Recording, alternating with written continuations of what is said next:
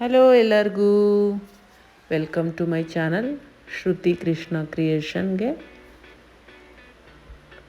Mutton curry friends, ತುಂಬ ಚೆನ್ನಾಗಿ ಬಂದಿದೆ. ಟೇಸ್ಟು, ಕಲರು, ಥಿಕ್ನೆಸ್ಸು ಎಲ್ಲ ತುಂಬ ಚೆನ್ನಾಗಿ ಬಂದಿದೆ. ಅದಕ್ಕೆ ನಾನು ಕಾಂಬಿನೇಷನ್ ಆಗಿ ಚಪಾತಿ ಮಾಡ್ಕೊಂಡಿದ್ದೀನಿ. ಅದ್ರ ಜೊತೆ ಸ್ವಲ್ಪ ಲಿಂಬೆಹಣ್ಣು ಹಾಕ್ಕೊಂಡು ಈರುಳ್ಳಿ ನೆಂಚ್ಕೊಂಡ್ರೆ ಇನ್ನೂ ತುಂಬ ಚೆನ್ನಾಗಿರುತ್ತೆ. ನೀವೊಂದು ಸಲ ಟ್ರೈ ಮಾಡಿ ಮನೆಯಲ್ಲಿ. ತುಂಬ ಚೆನ್ನಾಗಿ ಬಂದಿದೆ ಫ್ರೆಂಡ್ಸ್. ಮಾಡೋದು ಹೇಗಂತ ನೋಡೋಣ. ಒಂದು ಕುಕ್ಕರ್ ಇಟ್ಕೊಳ್ಳೋಣ ಫ್ರೆಂಡ್ಸ್. ಕುಕ್ಕರ್ ಬಿಸಿ ಆಗಿದ್ದೆ ಸ್ವಲ್ಪ ಎಣ್ಣೆ ಹಾಕ್ಕೊಂಡು ಈರುಳ್ಳಿ, ಮೆಣಸಿನ್ಕಾಯಿ ಹಾಕ್ಕೊಳ್ಳೋಣ. ನನ್ನ ಹತ್ರ ಹಸಿ ಮೆಣಸಿನ್ಕಾಯಿ ಇಲ್ಲ ಅಂತ ನಾನು ಒಣಮೆಣ್ಸಿನ್ಕಾಯಿ ಹಾಕ್ಕೊಂಡಿದ್ದೀನಿ. ನೀವು ಹಸಿ ಮೆಣಸಿನ್ಕಾಯಿ ಹಾಕ್ಕೊಳ್ಳಿ. ಅದೆಲ್ಲ ಚೆನ್ನಾಗಿ ಗೋಲ್ಡನ್ ಕಲರ್ ಬರಬೇಕು ಫ್ರೆಂಡ್ಸ್. ತುಂಬ ಹುರ್ಕೋಬೇಡಿ, ಕಪ್ಪಗೆ ಮಾಡ್ಕೋಬೇಡಿ, ಗೋಲ್ಡನ್ ಕಲರ್ ಬರಬೇಕು ನೋಡಿ. ಇದಕ್ಕೆ ನಾವು ಶುಂಠಿ ಬೆಳ್ಳುಳ್ಳಿ ಪೇಸ್ಟು ಸೇರಿಸ್ಕೊಳ್ಳೋಣ. ಅದೆಲ್ಲ ಚೆನ್ನಾಗಿ ಹಸಿ ವಾಸನೆ ಹೋಗೋವರೆಗೂ ಫ್ರೈ ಮಾಡ್ಕೊಳ್ಳೋಣ. ಅದಕ್ಕೆ ಮಟನ್ ತೊಳ್ಕೊಂಡು ನಾನು ಒಂದು kg ಅಷ್ಟು ಮಟನ್ ತೊಗೊಂಡಿದ್ದೀನಿ ಫ್ರೆಂಡ್ಸ್. ಅದಕ್ಕೆ ಉಪ್ಪು, ಅರಿಶಿನ ಪುಡಿ ಸೇರಿಸ್ಕೊಂಡು ಚೆನ್ನಾಗಿ ಮಿಕ್ಸ್ ಮಾಡೋಣ.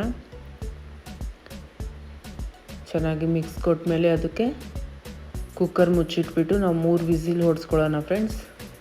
3 ವಿಸಿಲಲ್ಲಿ ಅರ್ಧ ಬೆಂದಿರುತ್ತೆ. ಅದಕ್ಕೆ ನಾವು ಇವಾಗ ಮಸಾಲೆ ರೆಡಿ ಮಾಡ್ಕೋಬೇಕು. ಒಂದು ಮಿಕ್ಸಿ ಜಾರ್ ಇಟ್ಕೊಂಡು ಅದಕ್ಕೆ ಸ್ವಲ್ಪ ಒಂದು ಈರುಳ್ಳಿ ಹಾಕ್ಕೊಳ್ಳೋಣ, ಒಂದೆರಡು ಟೊಮೆಟೊ ಹಾಕ್ಕೊಳ್ಳೋಣ, ಒಂದು ಸ್ವಲ್ಪ ಕೊಬ್ಬರಿ ಹಾಕ್ಕೊಳ್ಳೋಣ. ಅದಕ್ಕೆ ಸ್ವಲ್ಪ ಶುಂಠಿ ಬೆಳ್ಳುಳ್ಳಿ ಪೇಸ್ಟ್ ಸೇರಿಸ್ಕೊಳ್ಳೋಣ.